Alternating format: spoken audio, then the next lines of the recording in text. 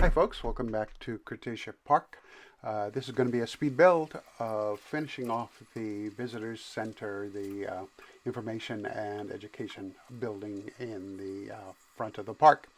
The most significant part of what was left was a pergola-like structure around the patio at the main educational entrance for the building. So I'm starting to build this by setting up a basic element and getting it to the size I want using the gizmo tool, getting it in the place I want, and then I'm going to check its squareness, since sometimes the gizmo drifts things off a little bit. Get it lined up so it is perpendicular to the main building and parallel to the front entrance where the information center is. So, having gotten it where I think I want it, duplicate it for part of the stylistic element that is going to happen. Duplicate it again and change it to turn it into a post instead of a beam. Get it into the right place and size it. This is all in service of making a repeatable element. Adjusting positions and now adding a base to it. It's a concrete base. The concept being that the wooden elements are sunk into the concrete pillar, which is not just in the ground but raised for a decorative element. And embedding the wood in the concrete in a tropical environment, of course, is useful for keeping it from rotting away, even if you're using treated wood or insect-resistant wood.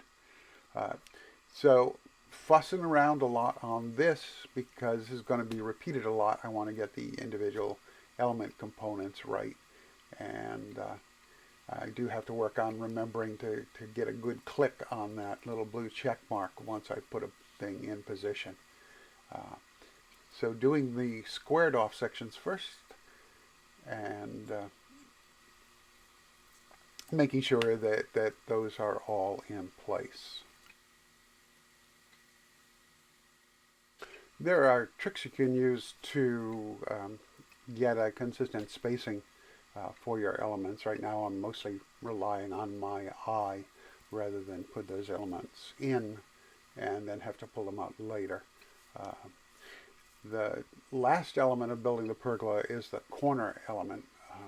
So I duplicate the overall piece and then make some adjustments for it to suit it to the extra length that's necessary for the diagonal.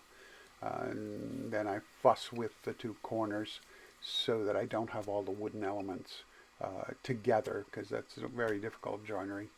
I'm going to save that for where it'll show if you're a woodworker.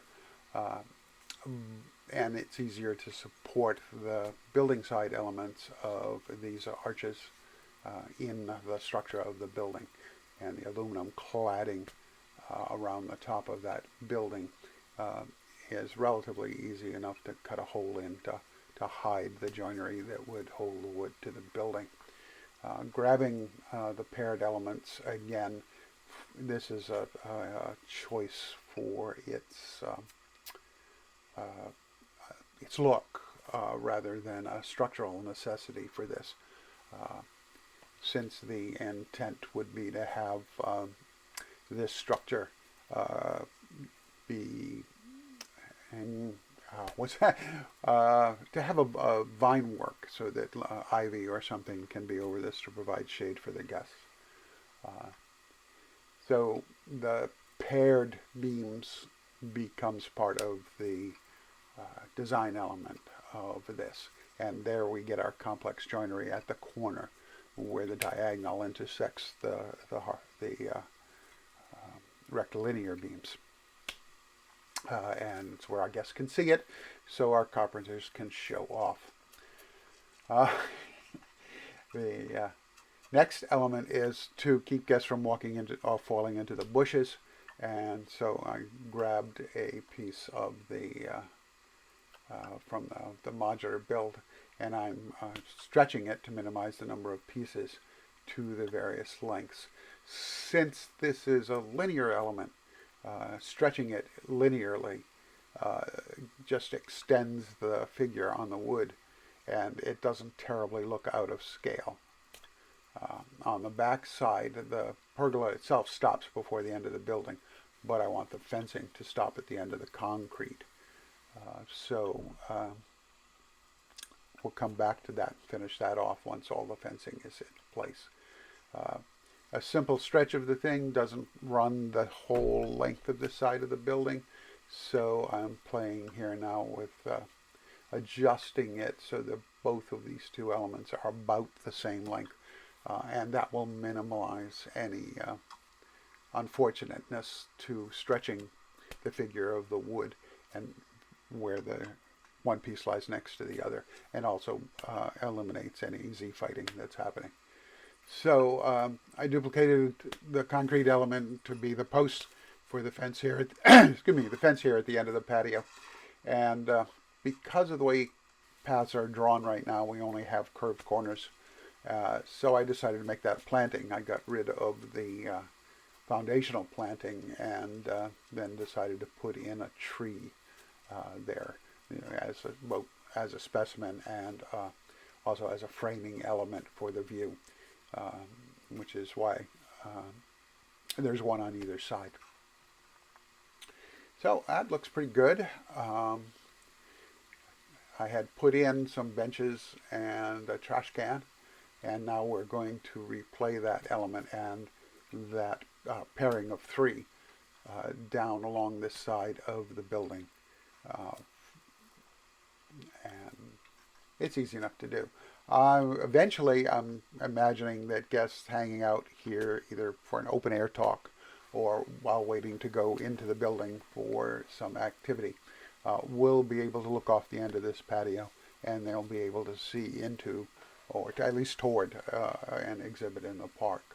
And the trees I chose to place there were chosen with an eye to some of the foliage that will be in that exhibit.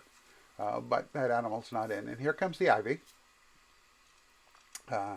Trying to get this piece to line up was being a bit of a problem. Unfortunately, once I let go of it, I couldn't get it again. So that's a bug that's coming up with some of the modular pieces. And so I just decided to abandon it for the moment. And we'll come back to that at another time.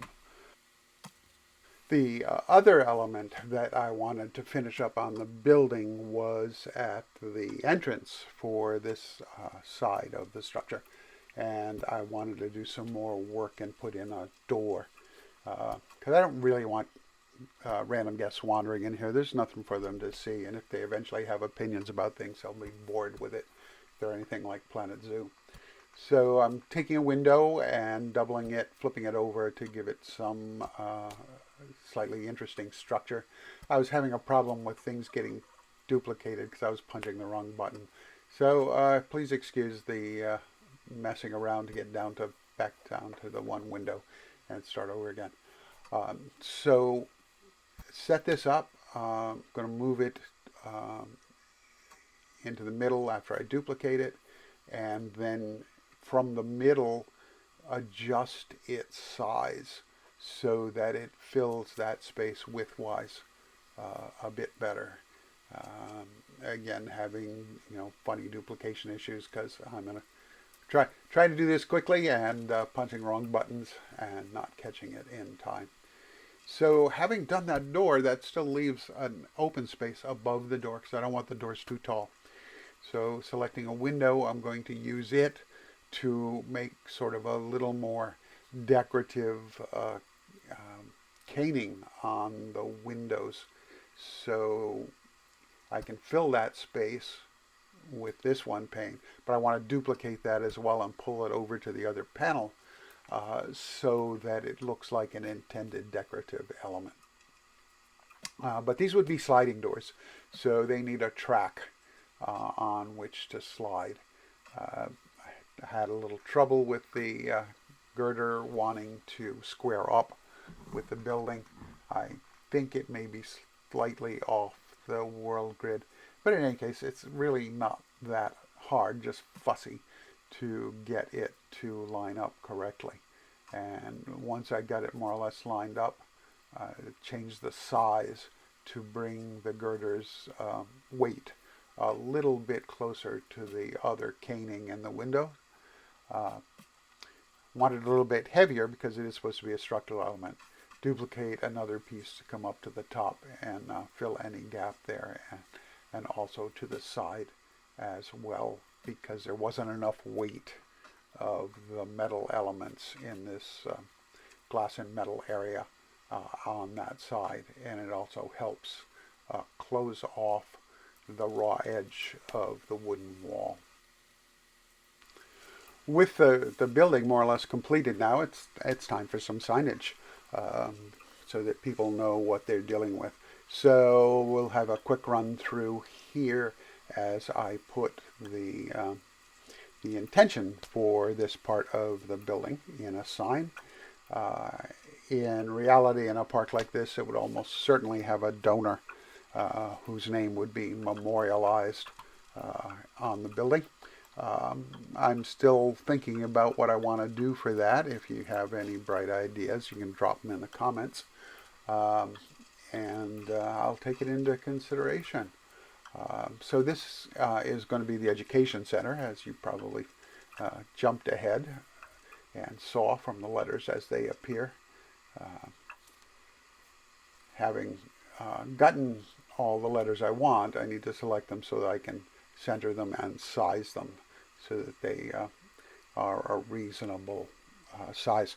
I think it's great in this game, unlike Planet Zoo, where you can have some signs that really are grossly oversized, as if it were some kind of commercial advertising operation, as opposed to a signage that represents what it is and doesn't have to be seen from a mile away.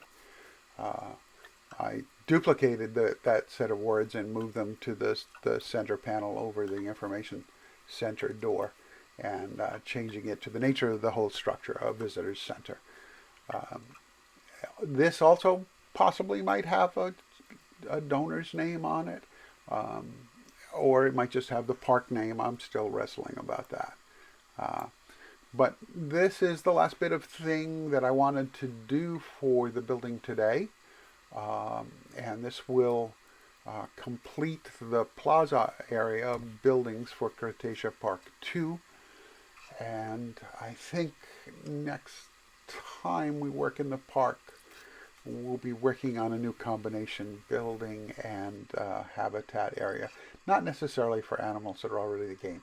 Thanks for stopping by. Like or subscribe as you're inclined, and I'll see you in another video. Bye.